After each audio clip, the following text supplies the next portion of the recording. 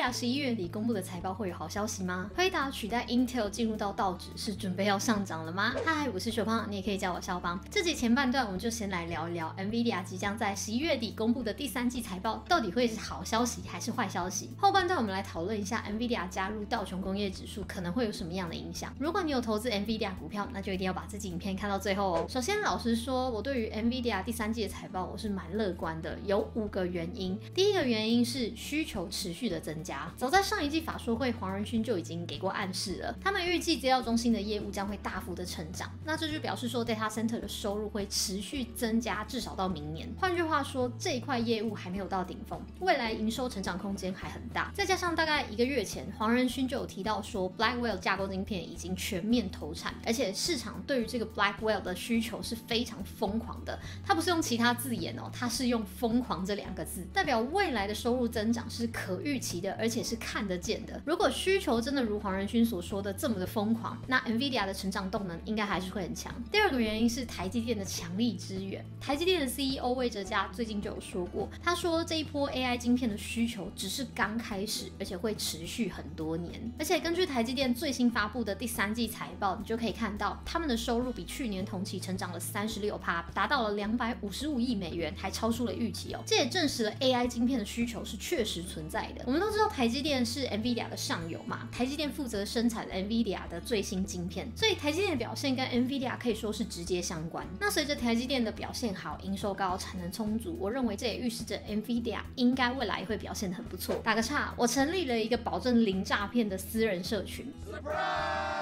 目的就是要让大家在投资上面可以找人一起讨论，一起进步。你有问题也可以提出来，大家一起研究，一起成长。我也常常在这个社群里面分享我近期看好哪一些股票，以及我可能会在什么样的价位去进行买卖。目前这个社群是免费的，那到现在为止已经有1300多人参加，不确定以后会不会收费，所以有兴趣的朋友欢迎点击资讯栏下面的连结申请加入哦。OK， 广告打完了，我们回到正题。接下来的第3个原因呢，是因为特斯拉可能会大量采购 NVIDIA 的晶片。早在今年中，马斯克就曾经在他的 X 上面发文说，特斯拉今年可能会花个30亿到40亿去买辉达的硬体。如果这些订单真的成真，那 NVIDIA 的业绩就会受到很大的激励。而且马斯克也曾经说过，自动驾驶是特斯拉未来的关键，但是要实现这个目标，它就必须要有强大的 GPU 来支撑它。虽然说马斯克说的话有时候不一定准，也不一定会实现，但是至少我们可以看得出来，特斯拉对于 NVIDIA 的晶片是绝对有需求的。再来第4个原因是 Google 的资本支出增加。NVIDIA 的客户 Google 呢，最近也在他们的法说会上面有提到 ，Google 第3季度的130亿美元的资本支出，主要就是用在投资伺服器跟 data center。光是第3季 Google 就宣布计划要投入超过70亿美元在资料中心，而这也反映出他们对于 AI 跟云端运算有多么的重视。这也是为什么我蛮看好 NVIDIA 第3季财报的主要原因之一。Google 大力投资资料中心，那这个背后当然离不开 NVIDIA 的技术支援嘛。还有像是特斯拉这一类的科技巨头，他们不断的在强化它的自动驾驶技术，还有 AI 运算的布局，这些需求都会直接拉动 NVIDIA 的销售。Google、特斯拉这一些客户的需求还是很高，有他们在支持 NVIDIA， 我就蛮放心的。第5个原因是，就连竞争对手也证实了市场对于 AI 晶片的需求有多么的旺盛。NVIDIA 的竞争对手 AMD 呢，前阵子公布了第3季的财报，就说了他们的资料中心部门营收成长122%，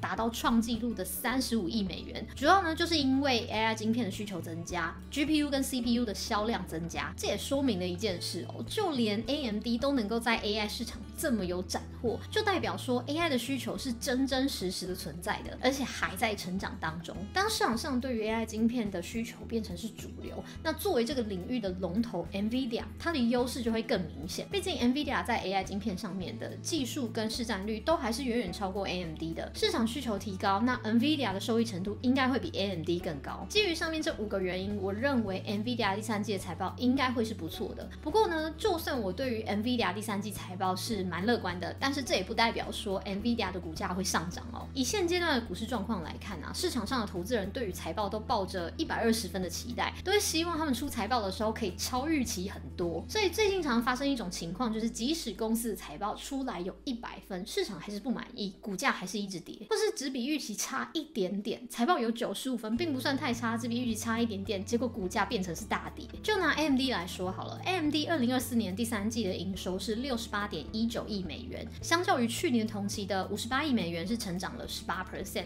毛利率也比上一季跟去年同期好一点。EPS 是0.92美元，年增31%，季增33%，符合分析师的预期。整体财报并没有什么太大的问题，甚至我认为这个财报是有95分的水准的。只因为 AMD 第4季的财测比市场预期的低了一点点 ，AMD 预计第4季的收入呢大概会是75亿美元，但是市场原本预计的是75.5亿美元，只差了一点点而已。就因为财测没有惊喜，所以当天财报一出来就跌了7%。所以即便我认为 NVIDIA 第3季财报应该会不错，但是这也不代表 NVIDIA 的股价会涨。万一 NVIDIA 财报一出来没有超预期很多，某某指引刚好符合市场的预期，或者是财测比市场预期的低了一点点，股价都有可能会有比较大的变动。毕竟现在市场不是很稳定嘛，只要投资人有一点点不满意，就会大杀特杀。但也不用这么悲观啦，人生还是要开心一点嘛。所以接下来呢，我有个很乐观的消息，就是我要跟你分享一个很好用的平台，叫做 MyTrade。MyTrade 是一个受到严格监管的交易平台，它成立于澳洲墨尔本。通常我在评估要不要跟一个厂商合作的时候呢，第一件事情我就会先去了解这个平台到底安不安全，它有没有受到监管，因为我不希望我分享给观众的是有问题、是不安全的东西。而 MyTrade 由澳大利亚证券与投资委员会 ASIC、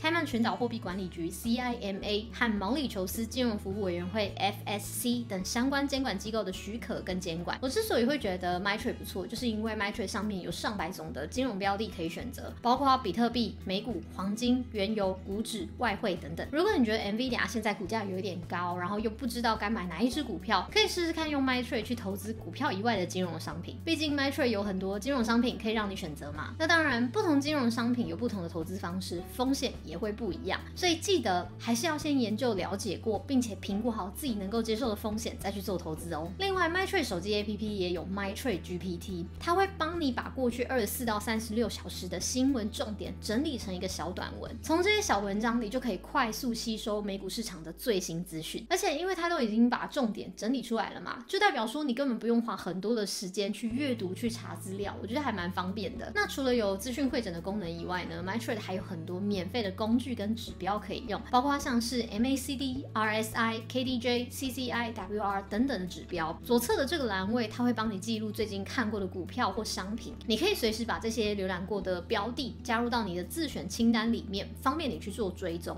那我觉得整体用起来呢，除了有时候会找不到一些比较冷门的股票，这算是一个小缺点以外 ，MyTrade 的界面设计还算是蛮容易理解的，新手用起来应该不会很困难。再加上它可以用的工具指标又非常的多，不管你是要看技术线图、新闻消息 ，MyTrade 这边都有，蛮推荐大家可以试用看看它的模拟账户，熟悉整个操作的界面。如果觉得不错，之后再去入金开户也 OK。那开户流程也非常的简单，点击下面的连结就会进入到开户的页面。第一步骤先选择你的居住地区，第二步骤用手机或 email 注册并且收取验证码。收到验证码以后，第3步就是设定你登录的密码。这边要注意哦，密码必须要包括英文字母跟数字，那这样子就完成啦。至于入金的话，他们有提供4种入金的方式。第一种是信用卡，你可以直接用 Visa 卡或 Mastercard 入金。第二种是银行转账，你可以用转账的方式把资金汇到 MyTrade 账户里面。第3种是电子钱包，像 Skrill、Neteller 这种就可以直接用来入金 MyTrade。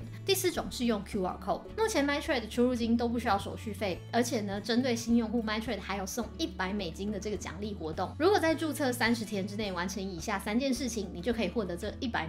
第一，完成完善讯息，就是完成一些金融常识的测试问卷，这样就可以获得$20。第二，完成身份验证，可以获得$30。第三，完成首次入金可以获得$50。新手开户入金只要完成上面这3个动作，你就可以得到$100咯。赶快点击下面的链接到 MyTrade 去开户吧。OK， 回到正题，接下来我们来谈谈后半段的重点。我们来谈谈 NVIDIA 进到道琼工业指数到底会有什么影响。在我录制这支影片的时候 ，NVIDIA 还没有正式进入到道琼工业指数里面，但你们看到这支影片的时候，它应该已经进去了啦。那 NVIDIA 进入到道指呢，主要会有2个层面的影响。第一个层面是属于软性层面的，第二个层面是硬性层面的。那软性层面就是加入道琼工业指数呢，通常就代表说这间公司已经成为美国经济跟全球产业的一个代表性的人物了，就像得到一张荣誉证书、荣誉奖状一样，代表他在 AI 跟科技的地位已经站稳了。对于 NVIDIA 来说，这对他们是一种肯定，是品牌价值的提升，能够增加投资人对于他们公司的信心，可信度提高就会吸引到更多投资人的目光，这个就是软性层面的部分。至于硬性层面，就就是资金投入。道琼工业指数是美国历史上最悠久的指数之一，追踪道琼工业指数的资金量是非常